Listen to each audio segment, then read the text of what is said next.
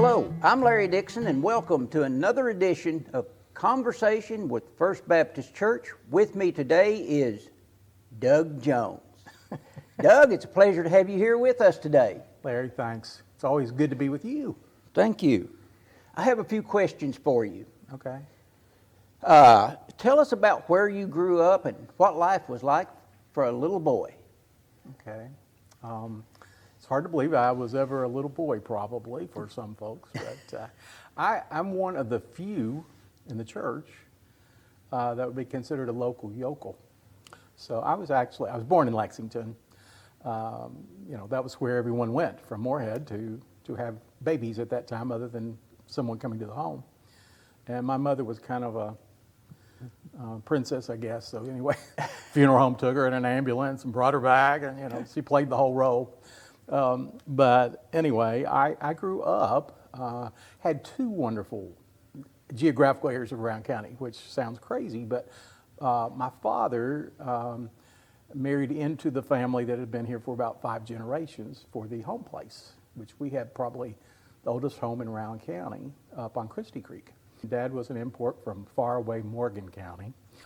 We also had a home that was provided for my father and family with Tennessee Gas, where my father was there for many, many years.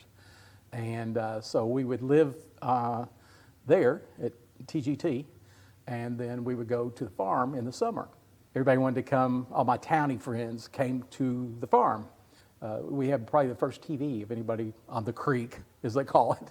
And so people would come and flock to our living room to watch the fights, which sounds crazy, but they would watch the fights on a Friday night. As a little boy, what did you want to be when you grew up? Well, of course, I had the holsters and the guns and the cowboy stuff and all that kind of stuff. I knew I didn't want to be a farmer. I wanted to be some sort of a leader, not really sure what, but my family, my mother was a teacher, my father was involved in every board of the community just about, and so I knew I wanted to do something with leadership, and always had that quest for that, like even, student government, and in high school and college, and then that was probably, I knew I wanted to do something along those lines. So, if you could choose to do anything for a day, what would you choose to do? So probably I would wish, because family was so important, to be able to have all of my parents and Jackie's parents and my grandparents, my great-grandparents, they were all very instrumental, and just have probably a big family meal outside up at the farm. Over the years, what careers have you had? Oh my. Well, work experience or careers? Both. Well, I started out, as a very young kid, I did it all. I mowed lawns for people in the neighborhood, washed and waxed cars, always loved doing that. My first real job was as a senior in high school. After I graduated, I was a bag boy at Allen's IGA. My first position was, after I did my undergraduate work, was mental health. So I worked at Pathways up the street. So I opened up at the age of 26 a wonderful store that was called DJ. And so I had that for, about 17 years. So I was very young to be able to do that. So I was fortunate enough, wasn't looking for a job, but had been involved with Pritchard Committee and for the equity movement as a business person for education. And then I took a position in Rowan County with the First Family Resource Centers. And so I did that for about 5 years over 5 different schools. And then I was lucky enough to be able to be asked to come to Frankfort and to be a regional manager. Well, my next question for you is, growing up, did you have a nickname? I did. I had several, probably some that we can't go into, but affectionately, the little ladies of the community, and even now I found that some of my coordinators call me Dougie, which was a long-term thing. But Doug Bug was another one that I had in school. That was kind of after a cartoon character. And Absolutely. What are your hobbies? probably my biggest hobbies, what I love doing more than anything, and maybe limited now, but is gardening. I absolutely love that. Then I was able to do all landscaping all around our home, and I love perennials, digging in the dirt. Maybe that goes back to the farm things that I miss, but I always loved gardening. My other hobbies would be genealogy and kind of, doing that kind of research. Okay. Mel, my next question for you. If you were a superhero, what would be that special power that you would like to have? Well, probably to level the playing field for everyone, which is pie in the sky maybe, and what we hope to have for, eternity. So everyone has, or almost everyone has, a bucket list, some place they want to travel to.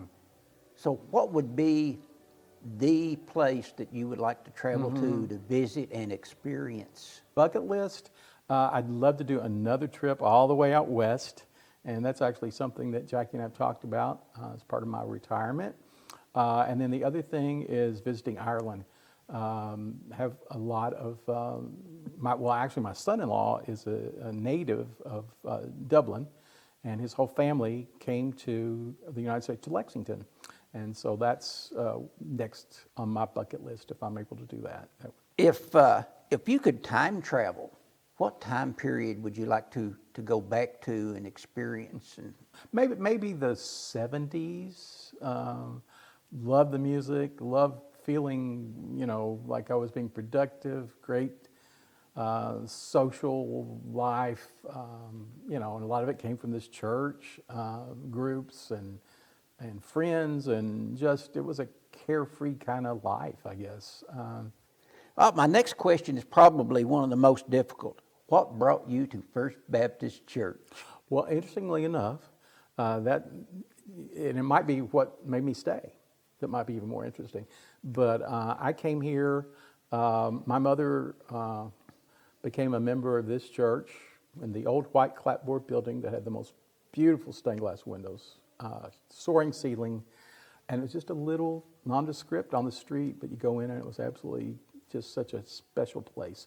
And then when I met Jackie, two of the things that were said at the beginning of our marriage is that she probably wouldn't be interested in a Baptist church. And I said, well, then I'm not changing my political parties. So, long story short, we both changed both ways. She became immersed in First Baptist. We tried other churches in town, and because primarily, of Don Mantooth, quite honestly. And that was the key to us coming here again from that lapse. If you were stranded on a deserted island, which character out of the Bible would you want to be stranded with, and what would you ask them? Well, I tell you, mine is probably unique. You probably never had anyone say that. They would like to know about Zacchaeus. But Zacchaeus is my earliest memory of Sunday school. And that story came alive to me. I'll never forget, of course, everybody knows the song, Zacchaeus was a wee little man, and a wee little man was he, who climbed up in the sycamore tree. And so, Zacchaeus, it's all about forgiveness, because he turned around and not only paid the money back, but he paid it back 4 times over. And, to think that, that was just, the beginning, or the foundational part that I remember from my earliest experiences, and the importance of training in Sunday school, and how it has transcended, into probably my hero. Is there anything that I haven't asked you that you would like to share with our viewers? Well, probably the fact that, and it kind of started on that, maybe in another question, but when I said the reason and that we stayed here, the thing I love about this church is what people need to know. this is my family. And not because of the history of it. Had it been what it was, 50, 80 years ago, when my family first started, and then myself, it's not stagnant. It has moved in many directions based upon the needs and based upon teaching and learning. We're a learning church. I'll never forget the banner that hung on the back. Welcome to thinkers, seekers, and doubters. And again, Don Mantooth's humility and Susie, they played a huge role in this, and that we didn't stay the same. The most important thing that I love about this church is the diversity and the way we embrace it. Whether it is racial or whether it's sexual or whether it's, economic. Everybody's the same, and I just find that very unique. I do not see it. It is not a club. It is not a club. It is a gathering of believers, and I think that the fact that we've been, so distracted with the pandemic, we were still able to go ahead, but again, we always, design whatever is going on based upon what those needs are. So I just think it's a unique place. I think everybody should know about it. And everybody should have the opportunity that I'm blessed to have had. This has been another conversation with First Baptist Church. With me today has been Doug Jones. Doug, it has been a pleasure. Larry, it's always a pleasure to be with you and to do anything regarding our wonderful church family. Thank you. Thank you.